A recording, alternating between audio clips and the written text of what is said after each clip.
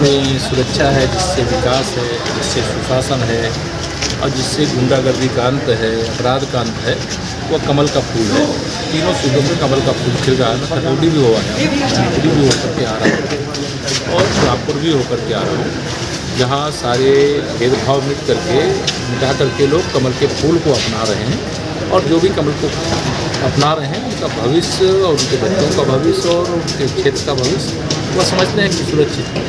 Sir metre आपके यहाँ घूमता रहता है 4, लेकिन अब 5 लाख रुपया तक का इलाज कराने के लिए जो गरीब आदमी है उसको एक आयुष्मान भारत योजना का गोल्डन कार्ड दिया जाता है। किसी को मिला है वो 5 लाख इलाज वाला कार्ड? हाथ खड़े कर दो।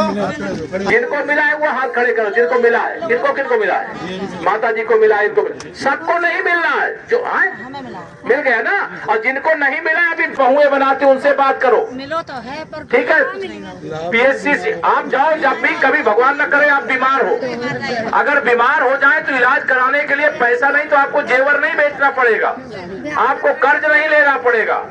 आपके लिए आपकी सरकार आपके जीवन की रक्षा करने के लिए भी खड़ी है।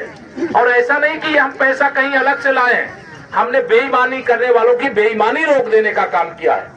ईमानदारी से काम करने के कारण से जो पैसा सरकार के पास आता है ईमानदारी से जनता के पास उसे पहुंचाया जाता है। अन्यथा लगातार 2.5 साल कोई फ्री में राशन नहीं दे सकता है। यह सब जो दिया जा रहा है, किया जा रहा है, वो आप सबके आशीर्वाद से।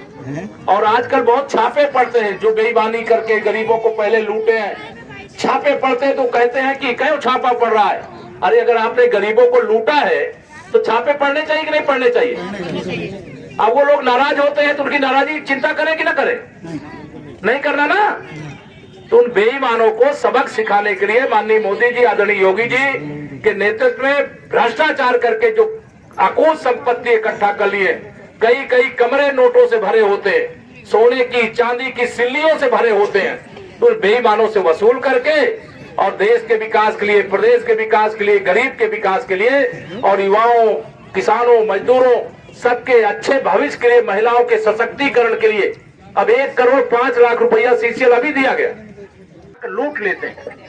अब जब ईमानदार लोगों को आपने सरकार में पहुंचाने का काम किया है तो गरीब का हक गरीब तक पहुंचाने का काम हो रहा है। अब ये अमृत सरोवर है।